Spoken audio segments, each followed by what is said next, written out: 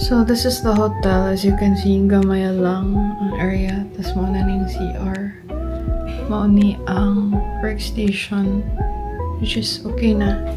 Na ay fridge, water, na may TV, pero wala sa Netflix and all. Tapos kuya po ang ilang style kay murag retro something. Tapos diri linen, textured linen ang iyang design.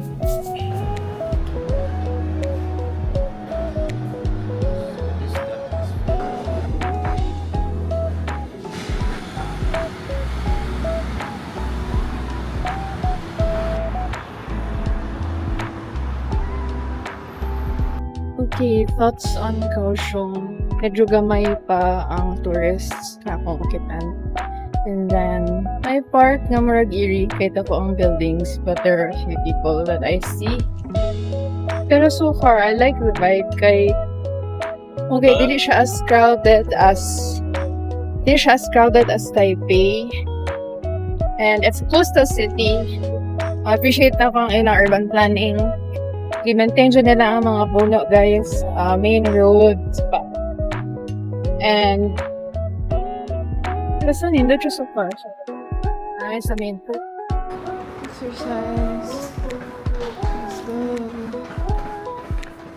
Nawasa nakataas. Gahing langit. Murag hilang mo.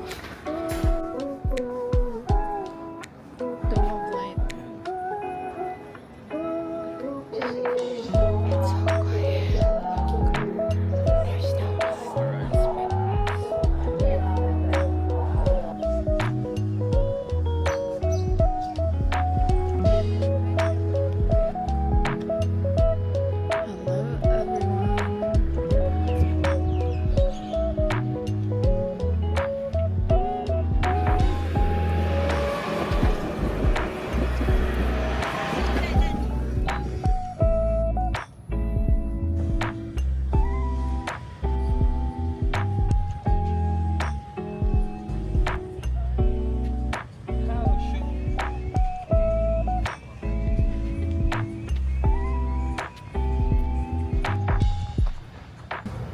I saw a lot of IELTS centers, so I think people are not planning to stay here for a long time or gina-improve lang nila ilang English, I don't know.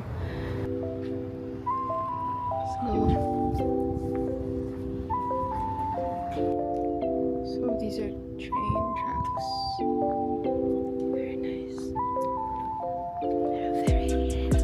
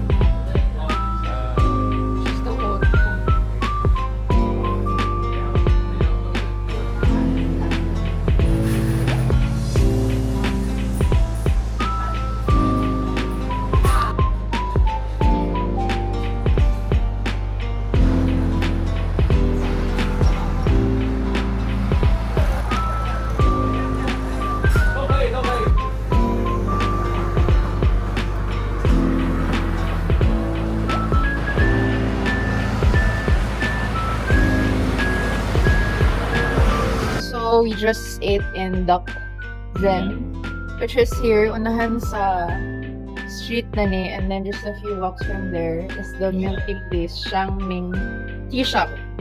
Since 1946 pa sila abre guys, wala pa ko natawo guys. We'd notice na dili jud tam is kayo lang milk tea, unlike sa tuang milk tea dira sa Jansan or sa Philippines. Usually wala sila boba sa ilang initial menu, so you have to ask na dugangan siya. Pero kung dili ka, okay na po siya.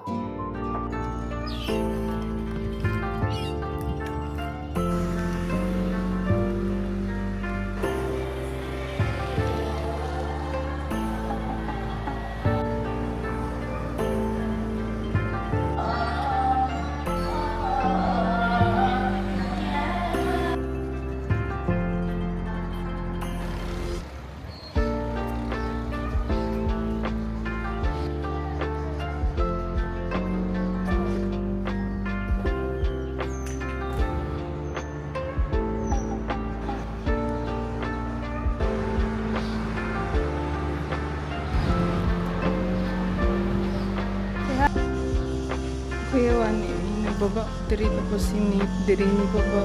Wala jud may nagtagbo. So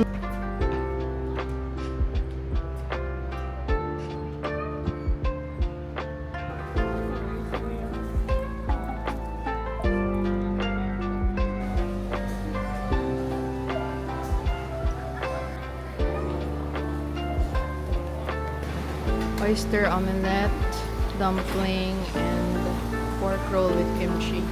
Nami.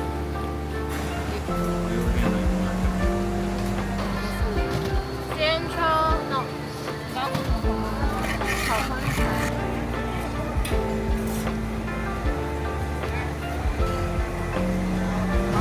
Magmao niya akong favorite dessert guys, na ice cream and then peanut. This is how we try to find good milk tea. If dugay na sila guys, na akong medyo gina-check. Para since 1987.